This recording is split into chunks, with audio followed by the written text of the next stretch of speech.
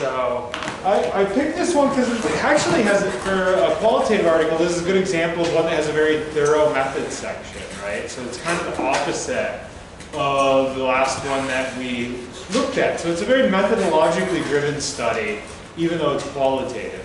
So that's why I picked this one. So let's get the idea down. So what's the sort of basic, what are some of the basic themes our author's working with in this article? There's a few. Did I leap into it too quick? Do people not have it up yet? Go ahead. I know it's talking about the combination of men being both aggressive but also this loving side being like the Christian world, I guess, in that movie. Yeah, so that's, yeah, so what she ends up finding by the time you get to the results section is this tension between aggressiveness, and we'll see how that's going to play out, right, in lovingness, or aggressiveness, and then the sort of loving quality of Christian hardcore punk people. So that is something. First of all, what's hardcore punk? Let's just make sure we all know. Dr. Brian. What's that? Dr. Brian. Oh, not quite. Dr. Brian is like death metal. This is a little different connotation. Similar modes of dancing, I guess, but. So it's like hard rock or. Yeah. I mean, wasn't it kind of created to be like on the margins of society purposely, like to be rebellious just for the sake of being rebellious? Yeah, it's a super rebellious art form. Usually punk is tied up with anarchism. The performance is often very offensive and purposely so. The music is not as loud as death metal, but it's faster. And it's usually really sarcastic and caustic in its lyrics. It's fantastic music. I love punk, but so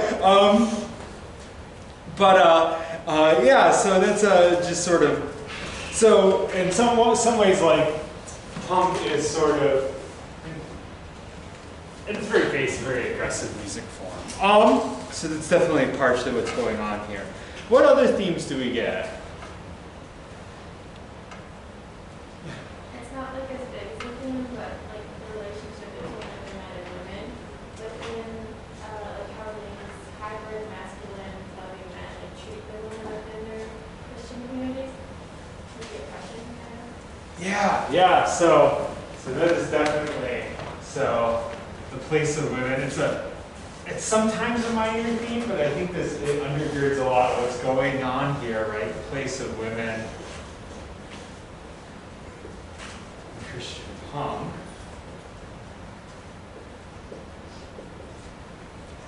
What else do we have?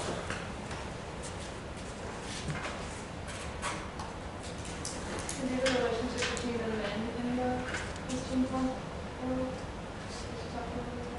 What in particular are you thinking about? Well, I know that like just the reality of, I think she talked about how in other circles they might be judged as being like homosexual for like the amount of perfection that they have with each other at the concerts, but it's supposed to be like a safe space for them to express the soft side without that being a concern, sort of, I guess. Yeah. So you're kind of like referencing the part where like they put out free hug signs at the concerts. So there's we'll get into the place of that for sure. But that actually is connected to a different theme. It's one of the major themes. So what's the article about? There's one thing that we're missing so far about what the article's about.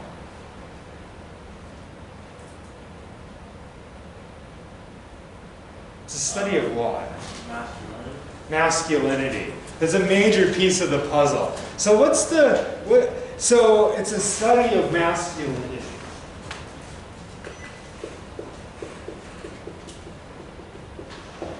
And there's a couple different types of masculinity that pop. Because we have a tendency sometimes to talk about masculinity as if it's one thing. And in a lot of feminist literature, it's moved into a more like masculinity is a multifaceted thing. So there's multiple forms of masculinity in the article. Did anyone catch what any of them are? One of them I think is like godly masculinity. I'm going to go down here for that one. Godly masculinity. And what does godly masculinity look like according to the previous articles? Godly masculinity is a form of something called alternative masculinities.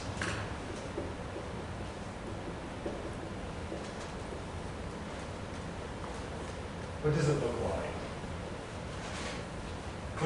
Ideally, what is godly masculinity modeled after? What's that? Essentially, yeah, right? Like godly masculinity is generally like the idea is it's a form of masculinity modeled after like Jesus, right? Like it's kind of the idea. And what sort of characteristics does he have generally, culturally speaking? Would you think of him as a hyper masculine figure as we normally define it? Not really. I see Danny kind of nodding his head. What are you thinking? I think it's more of it's a way of not expressing Christianity. So it's a way of I said Jesus. In order to win the sinners, you have to stay with the sinners. So it's a way for them to be within their music, and that masculinity to bring out the Christian side of the king within that type of music. Yeah, that's tied to like the giving away hugs or listening to people. Like if you think about like the Christian masculinity, the godly masculinity is more about being sensitive to the needs of others, being kind to people. Like this is sort of like part of the conceptualization. It's not a particularly overly masculine performance. And this has led a lot of feminist scholars to be like, well, religious masculinity is actually a different brand of masculinity. You have to talk about it and study it differently. So what's another form of masculinity? The other major form. Hegemonic. Yeah, hegemonic masculinity. Is anybody familiar with this word from other classes? Hegemonic? Hegemony? It's really a word that means dominant. It's very common in sociology. So the dominant culture is referred to as the hegemonic culture. So whatever culture essentially has more power, right, to enforce itself on other people is hegemonic. So hegemonic masculinity is the brand of masculinity that's most common in Western cultures. And generally speaking, feminists write about hegemonic masculinity as being aggressive. So this is kind of where you get this sort of aggressive end versus the loving end of the side of this story, right? The side of this article. So hegemonic masculinity is aggressive, it focuses on strength, on power, on money, things like that, right? So like how you prove your worth as a man is by being either having more physical prowess than other people, being more sexually domineering than other people, having more money than other people, or possessing power, right? And that's just normal within Western culture, right? And so if we think about that as sort of the benchmark of masculinity, then this godly masculinity doesn't really look very much like it. And it's kind of the point, right? Are you necessarily supposed to be super obsessed with your money and your power if you're religious?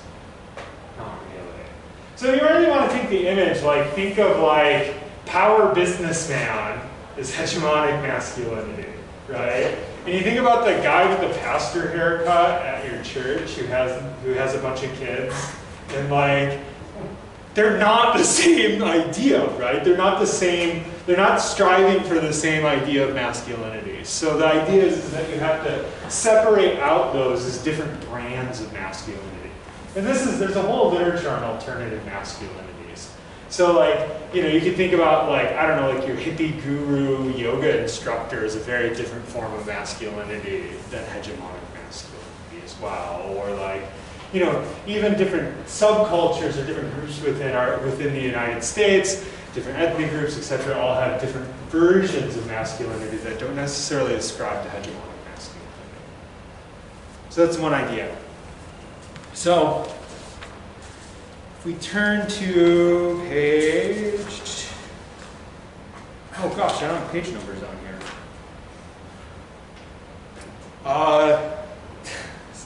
Must have been just the way it printed. I've been having printer issues. I just got my ability to print on campus back. Like, I had it gone for almost a whole week.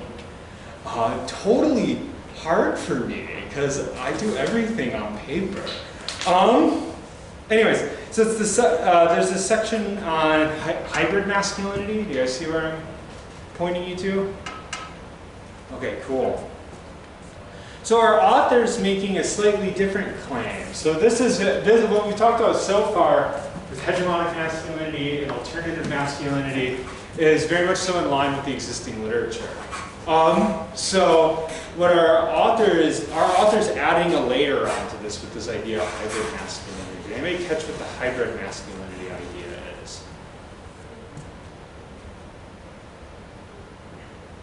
What are authors doing with this? It's like reaching out to younger kids or a secular men and kind of mixing them. It's like aggressive and loving masculinity combined. Yeah, that's exactly right. Like, so the idea of hybrid masculinity is that the previous literature's been a little negligent in assuming that you just have one or the other.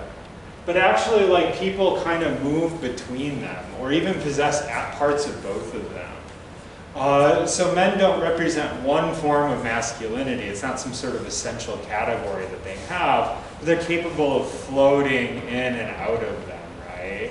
Like, or even presenting them at the same time sometimes, right? So somebody might have godly masculinity on Sunday and show up to church and be all sensitive, and then be like a power business broker on Monday morning, right? And then people like that exist, and they're utilizing both versions of masculinity, and they just change on the basis of context.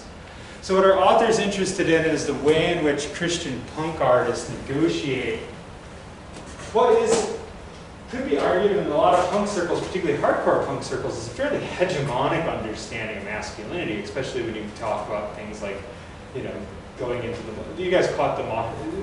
Are you guys old enough that you remember when mosh pitting was a big thing? Is this something anybody's ever seen? Yeah. There's a couple of people. What's a mosh pit like? It's like, in my opinion, just a bunch of drunk, mainly guys. Some are high, and they're just in the middle. Tell us how you really feel, Danny. It's smelly, they're spitting everywhere, and they're bumping heads, and people on the floor. It's just, yeah. Have a good time. Anybody have a different interpretation or statement about what is it? What do you do in a mosh pit? So have you ever seen one? You said people having a good time. No. It's bad when you see the mosh pit and all the women are standing around. They're not in the middle of it. Yeah, mosh pitting is basically like, it's a form of dancing where you slam into each other. Yeah. That's what it's done. It's pretty much only done in punk and metal. But basically, like, it's kind of like people turn into a big swirling thing of running into each other. Very attractive. Very attractive. It is arguably a very masculine thing, right? And that's sort of like part of what kind of like undergirds this is this idea of like, and in particular, Christian punk often tries to be even louder and more aggressive than normal punk to elicit a bigger mosh pit as a like weird way of like getting people to come to their concerts. So yeah, that's basically Yeah, so in some ways, right, so we have that paired with our other observation of like, before they go into the mosh pit, they have a sign that says free hugs. It's obviously like a weird mashup of identities, right? And so she uses this theme basically as a way of drawing out this underlying difference in how to view masculinity, is rather than this sort of essentialist category of you have one form of masculinity and that's what you are, instead this sort of like performance of multiple masculinities that's sometimes interwoven with each other. Okay, any questions on that or thoughts on that? Can't believe I'm the only one who's ever been in an amateur. It's passing by my moment, my historical moment. Makes me feel like an aging hipster for sure. Okay, so let's skip over to the methods section. The real reason why so we're gonna, let's just look at the AMA catch. So what is our method section starting with? What kind of research is our author doing? Go ahead. Participant observation. She's doing participant observation. Did you have something else? And like semi-instructed interviews. Yeah. So she's doing both of those things. She's doing participant observation, going to punk shows. What kind of punk shows is she going to? There's a few kinds.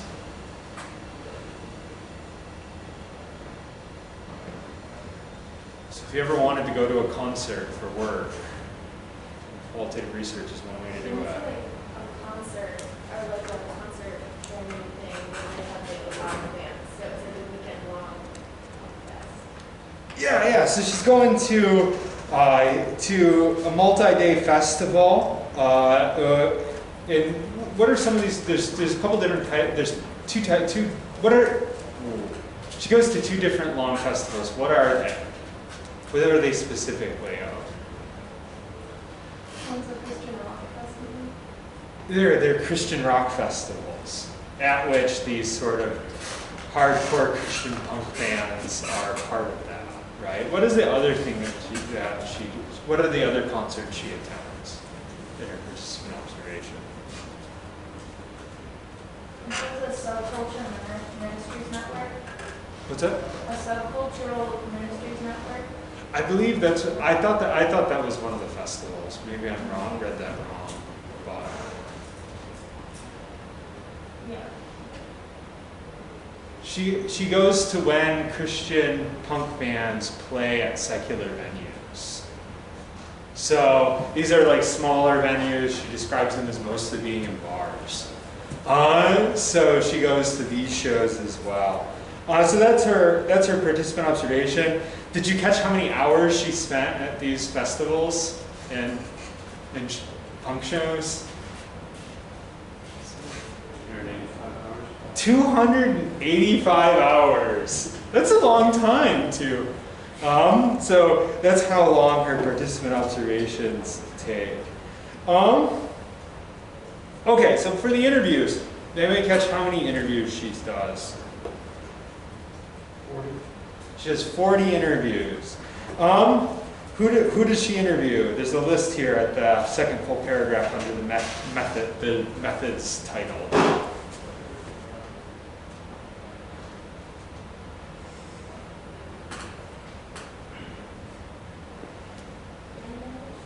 What's that? Band members. You know, what else? Subcultural ministers. So yeah, band members, ministers that are a part of that subculture. Preachers and pastors. Yeah, non-denominational preachers and pastors. Right, at various churches. Right, so all these are people that she interviews. So she does 40 of them. Sometimes with more than one. How long do the interviews last? Each. 1 to 2 hours. 1 to 2 hours. So, okay, if you remember back when we were talking about methods, I pointed out that qualitative research is a lot more time consuming. And you kind of see why, right? And so this is, like, to do this is a bit more ethnographic, right? In particular, combining those two things takes a very long time. Just like our other study that we read last week on rhino poaching, right? Like, that took years, you know, of going out into the field and just interviewing people. So qualitative work is really time consuming. So, okay, yeah. Then we get, in this one it's nice, we get a lot of discussion of how she comes to this theme of aggressive and loving masculinity. Did you guys catch it? Was she planning on writing an article on masculinity?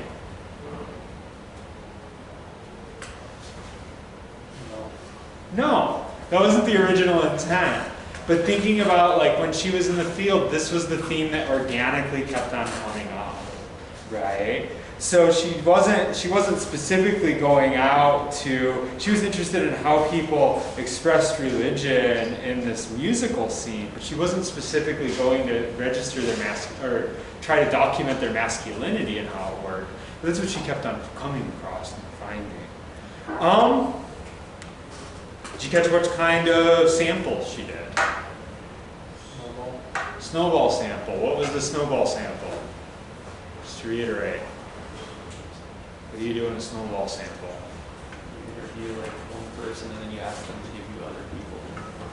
Yeah, so she uses connections she makes early in the study to keep on expanding out within this subculture, right?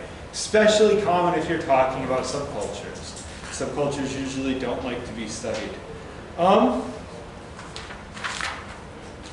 Okay, comments on, so this paragraph, if you move a little down, that starts public reviews of music shows.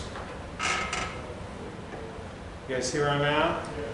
So this, she actually gives us a lot of description about what kind of coding she does. So what does she do? She does a couple things that should be familiar from before. She just like recorded the conversation and then went back over it and labeled stuff with like keywords like masculinity, ministry, aggression, and then organized it like that into a code. Yeah. So she records her interviews, she transcribes them, she goes over the transcription. This is exactly what we were describing, right? And then when she goes through, she codes them. What kind of coding does she do the first time?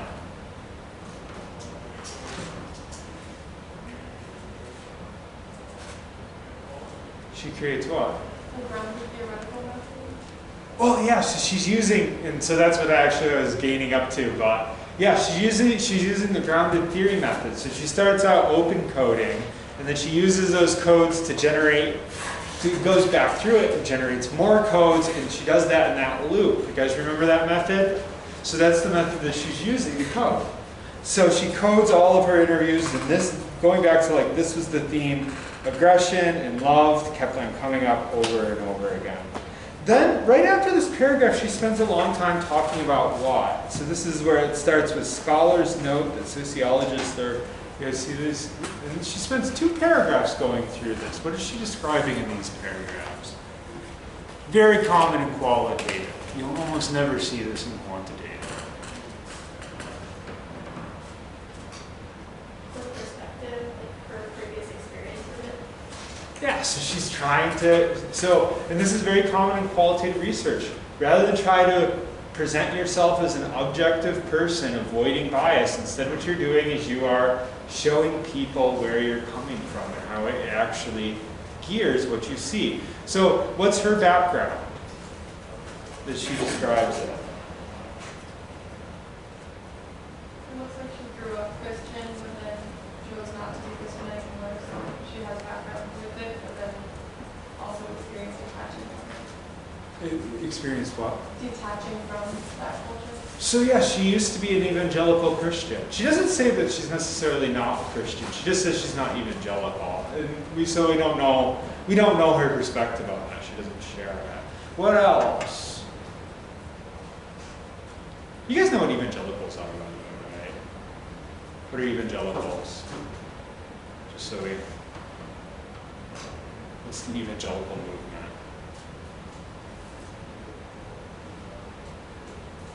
It's like a form of charismatic Protestantism. Yeah, and that's exactly it. You know, originally grew out of revivalism, right? It's essentially this very like outwardly, sort of like outwardly focused, usually very much so geared towards evangelism, right? But it's usually charismatic. This is a big part of like mega churches are often evangelical. So that's the movement that this is a part of. So, and that's what she originally was part of when she was young, the evangelical. There's another thing in her biography. She refers to herself as an inside-outsider. This is a big distinction if you're talking about, in general, when we talk about participant observation. People will often talk about whether they have an insider perspective or an outsider perspective. Because it's going to determine what you see, right? So like, you know, if I wanted to, you know, if somebody wanted to do interviews here on campus and they were a former student or a faculty member, they'd have a very different perspective than just somebody at a different institution coming here and using it as a sample, right? They'd have a very different understanding of what goes on here.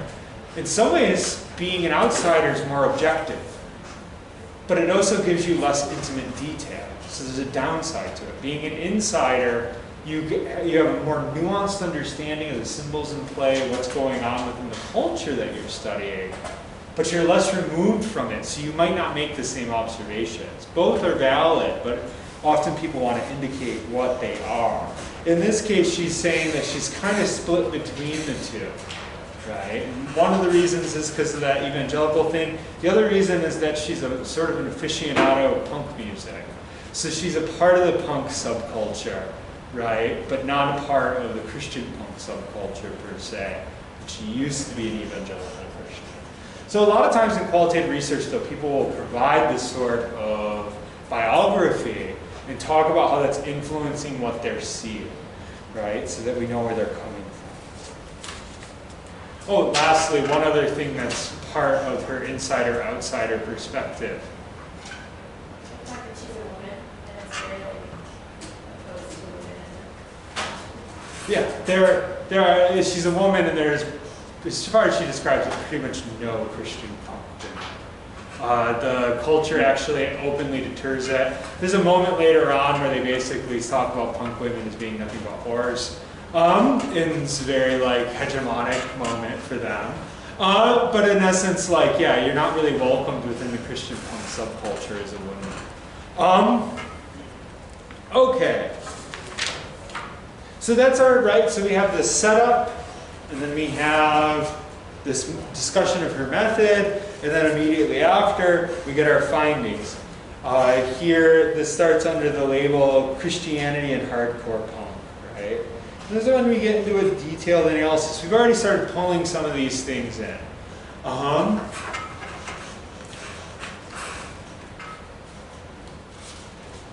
So what are some of the, any other themes people want to pull in from this? What is her findings? What does she find, generally speaking?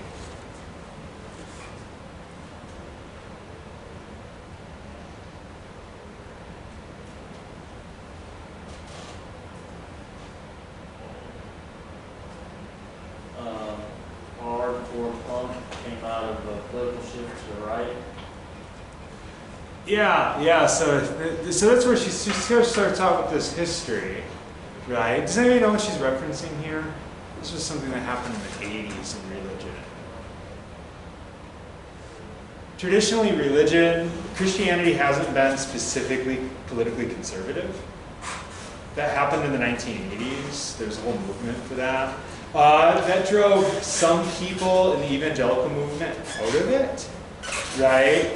And that's in essence what's sort of like a precursor to the history of the Christian punk movement, is that it spinned off from that. So basically when evangelical churches became more conservative, Christian punk artists split off and became their own little subculture, separate from the actual evangelical movement. So that's kind of what that's referencing, right? So in the 1980s, you have this sort of like combination of politics and religion in a way that it just didn't exist before. So before the 1980s, people kind of ran the political spectrum and it wasn't seen as a real big part of people's religious beliefs. And then after the 1980s, you had a complete shift in that, in the United States at least. Okay, so that's, yeah, some of the background that she's providing. What themes does she find from her interviews? What are some of the things she discusses?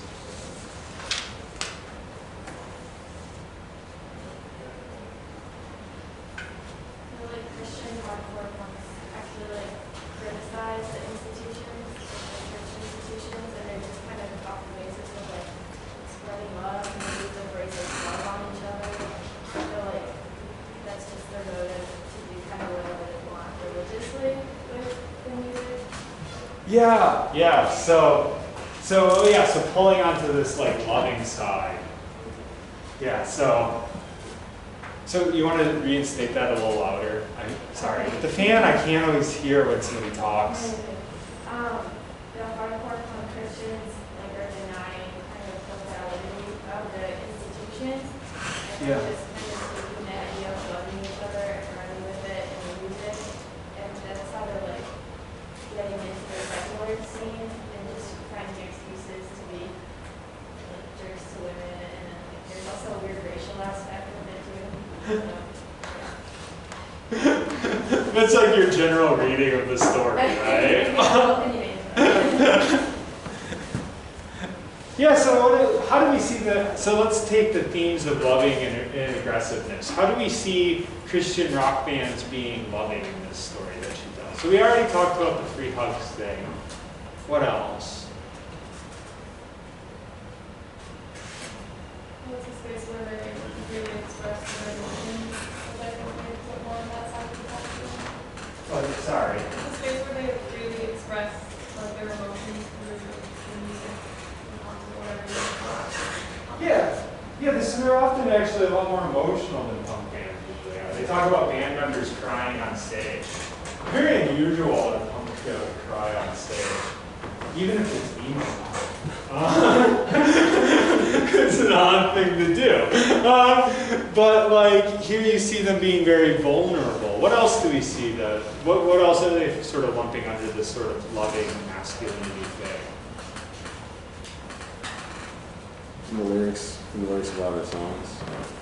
The lyrics? Yeah. What about the lyrics? When it's the part where it's like the chorus, like overcome this world with love. Yeah, so this broadly sweeping, going out, loving people, that is part of the theme of their music.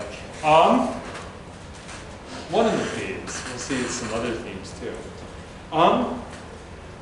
What are some of the issues that punk subcultures generally have? This is something that gets talked about quite a bit in the article. So who becomes a part of this? First of all, like, what's a problem that most subcultures have? Particularly, like, Belonging in society. yeah, so it's usually kind of a misfit thing, right? If you're a part of the subculture, what sort of issues do people who join them have often? Particularly if we're talking about sort of antagonistic subcultures that sometimes we call them anti-cultures, right? Subcultures that don't necessarily abide by the general rules of society. What kind of issues do they have?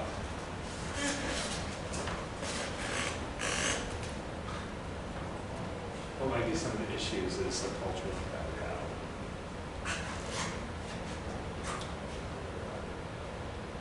Say like emotional. What's that? Did it say emotional? Well, I just mean in general, like Like rebellious issues? yeah. What are some of like the issues that punk is a rebellious form of music. What are the issues that comes out of belonging to that subculture, do you think? What is the downside to being in the punk subculture? Stigmatization. So you might be stigmatized by other people, like generally speaking, yeah, If you aggressively flaunt that you are not being a part of the culture, people won't treat you very well. That's definitely a side effect. What else? What do punk artists look like? Do people know? What do people who are big into punk look like? You kind of dress funny, so you don't dress like society. Your hair is not like society. You have your own little way of doing everything, and you can easily be identified by a person in your group because you start to dress alike. What do they wear? A lot of colors, ribbons, handkerchiefs. Ribbons?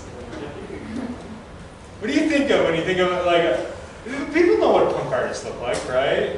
Funny hairstyles. I think of like 2010s, like long bangs, like over your eyes, like kind of raggedy hair, and like a lot of like blacks or dark blues, a little bit of red, like plaid.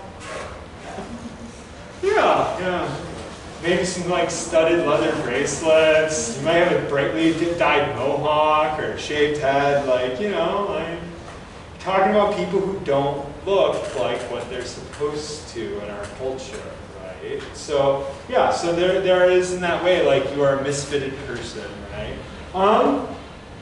What other hobby? What sort of activities do people in subcultures often engage in, particularly antagonistic subcultures? Particularly if we're thinking about punk. What do you do other than just listen to the music?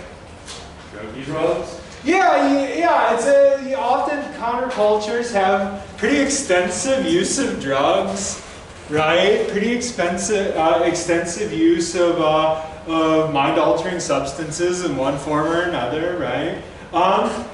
How easy is it for people to get regular work if you belong to some sort of counterculture? You don't get that much employment because you look different. So in short, it's, and this isn't to devalue it, it's an aesthetic expression, but it's a hard life to live, right? It's not easy.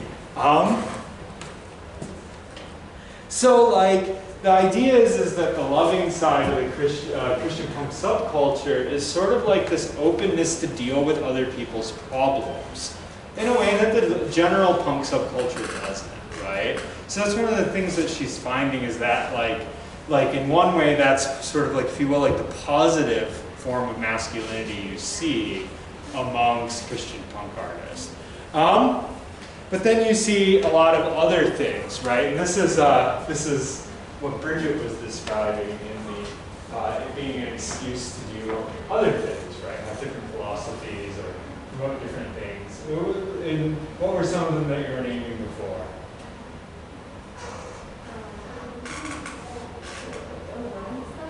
Yeah.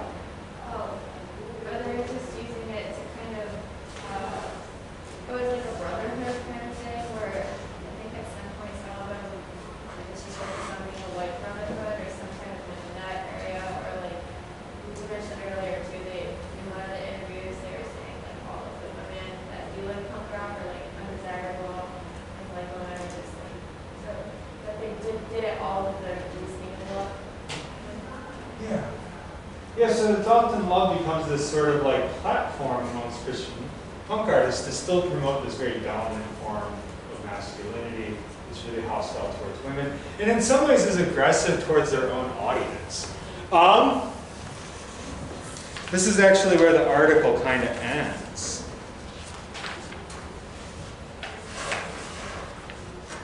Before we get into right before the conclusion. There's this discussion of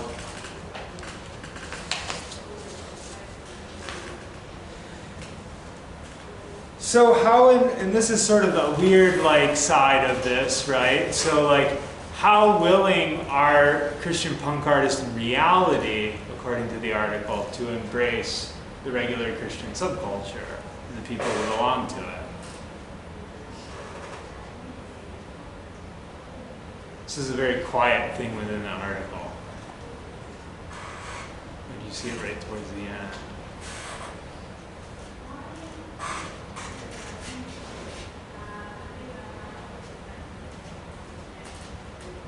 So maybe they'll talk about their problems, they try to encourage them to convert, right? But in reality, like, what's their actual attitude towards them?